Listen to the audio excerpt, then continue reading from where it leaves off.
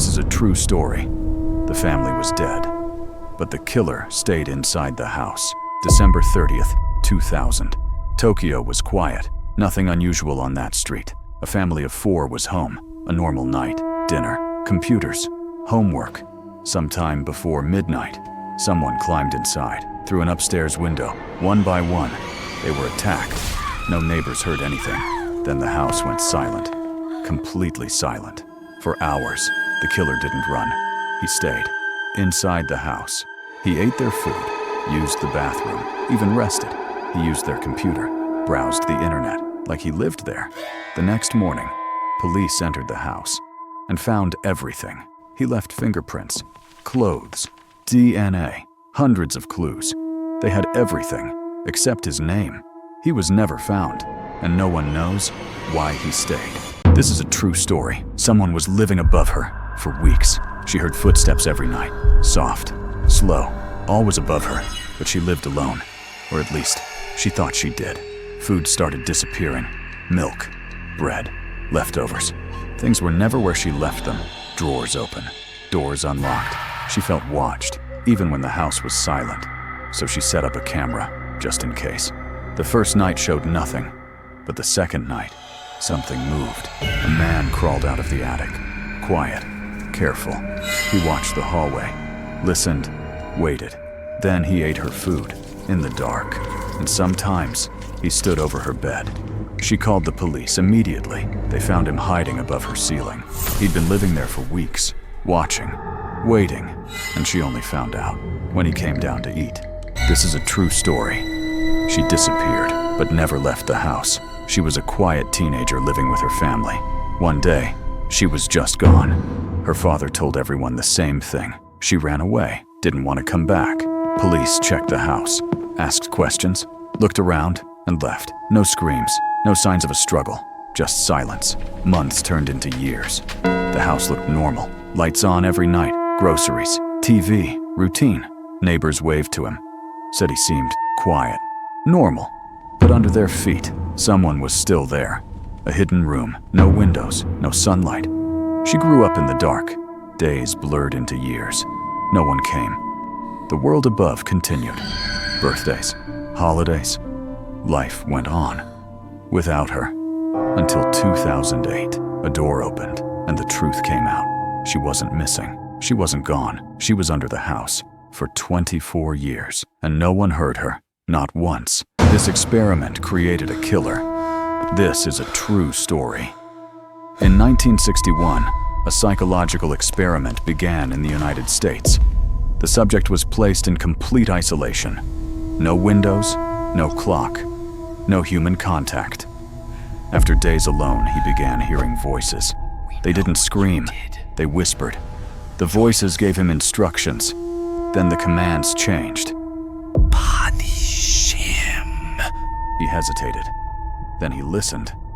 The experiment was stopped. The behavior didn't.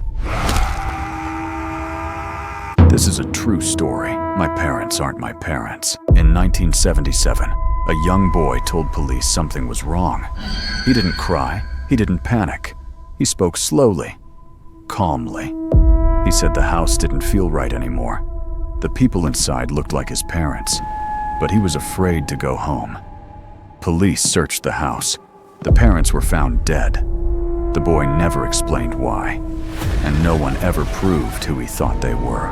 They knock at your door after midnight, and they never blink. They speak calmly and ask to be let inside.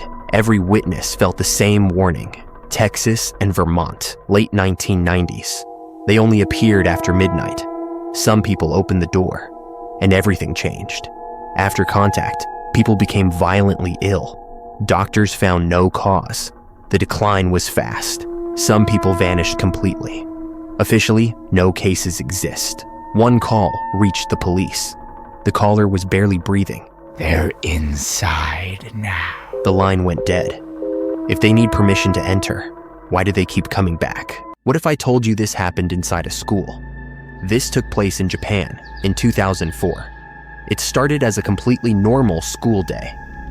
2 classmates didn't get along. After classes ended, the school grew quiet.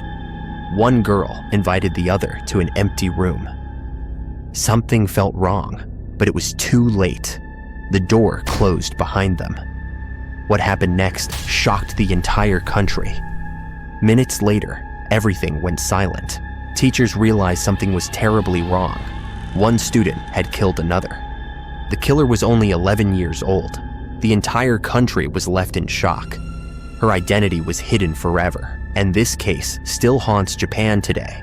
One summer night, a masked figure appeared by a quiet lake. Years earlier, a young boy drowned here, and no one knew how. The camp was shut down. People said the place was cursed. Years passed. The camp reopened. Everyone felt safe again. But at night, something strange returned to the lake. One morning, bodies were found. No signs of a struggle.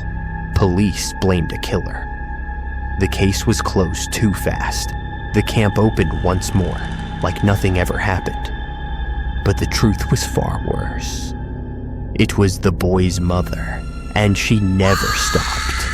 Did you know that in 1922, something terrifying happened on a remote farm in Germany? The farm stood completely alone, far from any neighbors. One day, footprints appeared in the snow, leading from the forest to the house. At night, the family heard footsteps coming from the attic.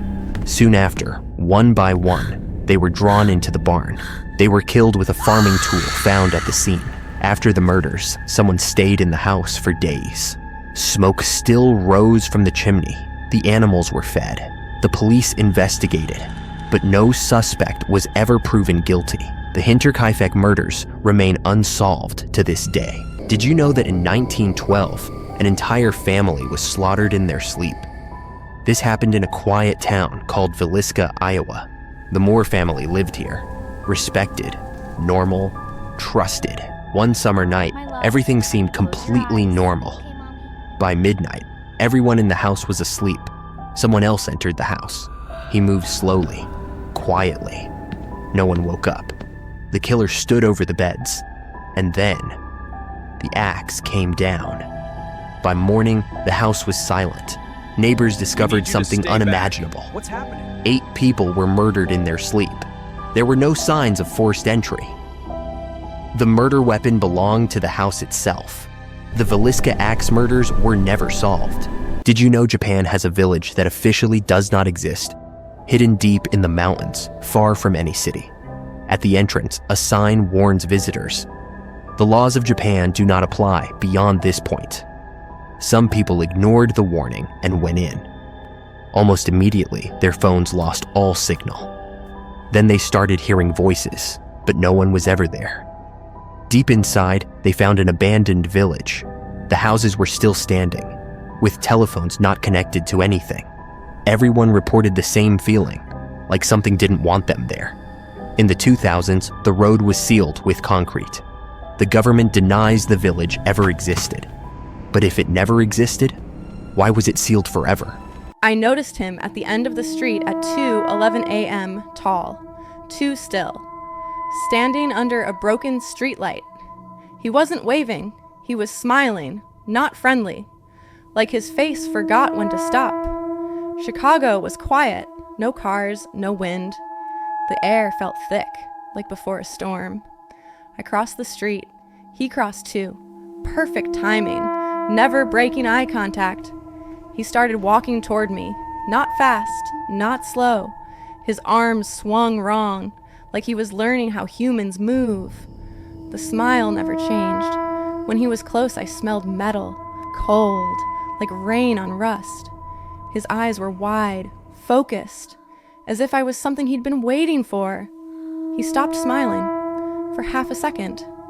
Then his mouth stretched wider than before, and he waved. But 3 people that year described the same thing. Same street, same smile,